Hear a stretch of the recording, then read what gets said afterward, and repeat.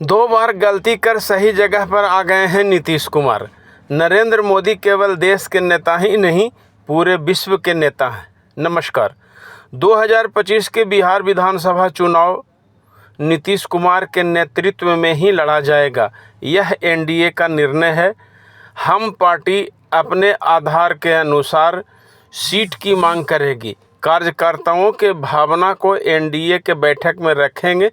अब उनका निर्णय होगा कि हम पार्टी कितने सीटों पर चुनाव लड़ेगी।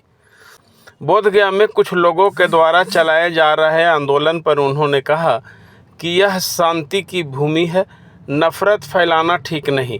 भगवान बुद्ध को सभी लोग मानते हैं।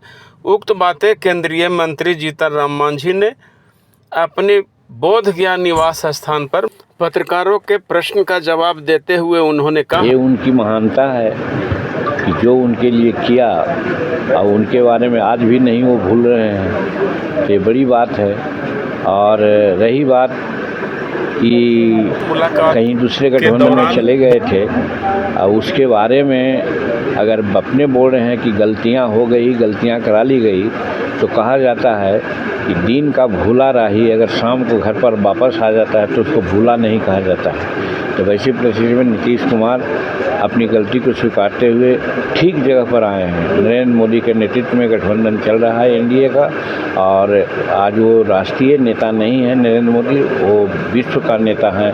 सभी लोग आज कोई भी डिसीजन होता है तो नरेंद्र मोदी की ओर निहारते हैं। वैसे नेता के सानिध्य में रह करके आगे काम करना चाहते हैं नीतीश कुमार, तो वो बड़प्पन है और बिहार के लिए सौभाग्य की बात है, क्योंकि बिहार में 20 वर्ष रह करके उन्होंने जो विकास का काम किया, चाहे बालिकाओं का मामला हो, विद्यार्थियों का मामला हो, किसान का मामला हो, सड़क का मामला हो, बिजली का मामला हो, हर क्षेत्र में उन्होंने विकास किया।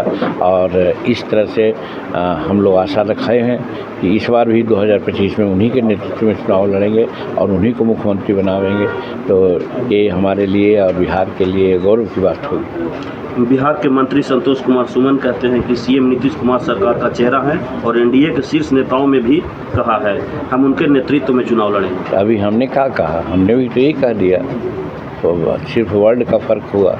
जो सुमन ने कहा है उसी बात को तो मैं भी कहता हूँ कि एनडीए का डिसीजन है, ये न जीतन मांझी का डिसीजन है, न सुमन का डिसीजन है, न किसी व्यक्ति का डिसीजन है। एनडीए का डिसीजन है कि 2025 का चेहरा नीतीश कुमार रहेंगे और चुनाव उन्हीं के नेतृत्व में लड़ा जाएगा। एमपुरम के खिलाफ सांप्रदायिक नफरत भरा अभियान बेहद परेशान करने वाला है, केरल के सीएम पिनाराई विजयन ने बताया। हम इसके बारे में नहीं जानते, विशेष बोलिए तो बात करेंगे, हमको जानकारी नहीं है इसकी।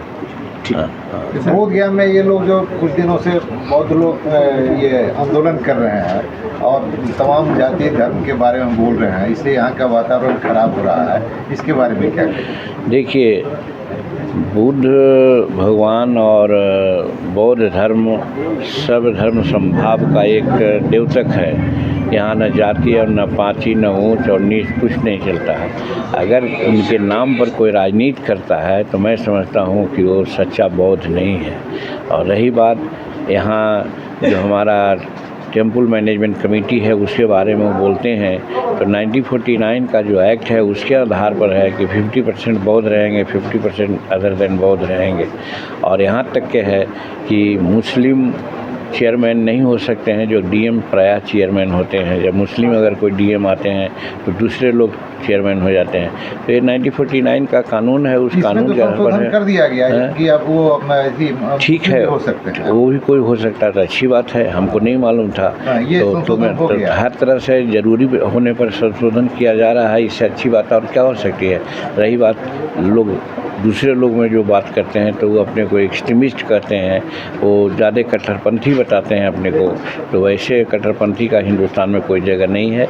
यहाँ सर्वधर्म समभाव की मामला है, सबको लेके चलना है, सब जात पात धर्म संस्कृति भाषा सबको हम लोग मान करके चलते हैं। यही भारत के संविधान की विशेषता भी है।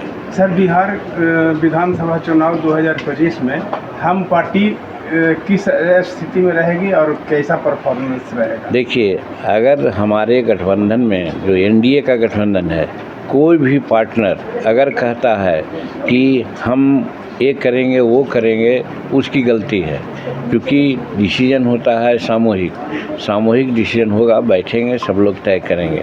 लेकिन जहाँ तक हम का सवाल है, हम एक बार नहीं अनेकों बार जनता को समझाने के लिए कहा है कि देखो अभी हम 5 विधायक हैं, तो बहुत हद तक जन समस्याओं के बारे में हम बात कर लेते हैं। अगर हम 20 विधायक चुनाव जीत के आते हैं तो जो हमारा 34 प्रोग्राम था मुख्यमंत्री के रूप में, उसको हम इम्प्लीमेंट करा देंगे। तो इसका मतलब ये हुआ कि हम 40 सीट लड़ेंगे, 35 सीट लड़ेंगे, 30 सीट लड़ेंगे, तब न 20 सीट आवेंगे। ये हमारी मंशा है, हमारे लोगों की मंशा है। लेकिन ये निर्भर करता है, हमारा एनडीए की बैठक होगी, बैठक में क्या तय होगा, क्या रणनीति होगी, किसको कहाँ मिलेगा, उस पर बात चलती है। तो हम लोग उस समय तक कोई माने अभी जो भी कर रहे हैं काल्पनिक बात कर रहे हैं, अपने मन की बात कर रहे हैं, लेकिन यहाँ बात मन की नहीं चलती है, यहाँ पर गठबंधन की बात चलती है। एनडीए का जो डिसीजन होगा उसको मान्य करके हम लोग चलेंगे, क्योंकि हम लोग नरेंद्र मोदी जी के नेतृत्व के कायल हैं। क्योंकि हम पार्टी का ग्राफ गांव देहात में बढ़ रहा है, तो क्या उस अनुसार मैंने पार्टी कोई अपना स्टैंड लेगी?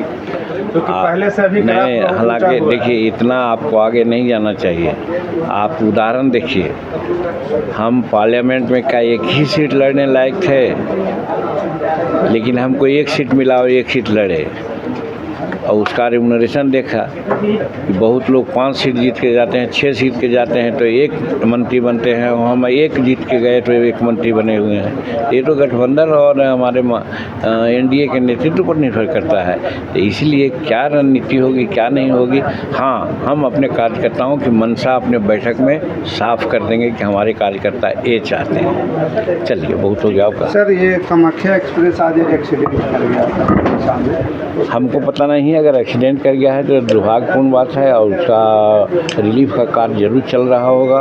हम समझते हैं कि जल्दी से जल्दी उसका रिलीफ का कार्य चले, और जो उसमें कैजुअल्टी हुई है उसके लोगों को मुआवजा भुगतान करे, और जो घायल हैं उसकी जल्द से जल्द चिकित्सा हो। और ईद मुबारक करते हैं। ईद एक ऐसा पाक पर्व है, रमज़ान का महीना पाक पर्व माना जाता है।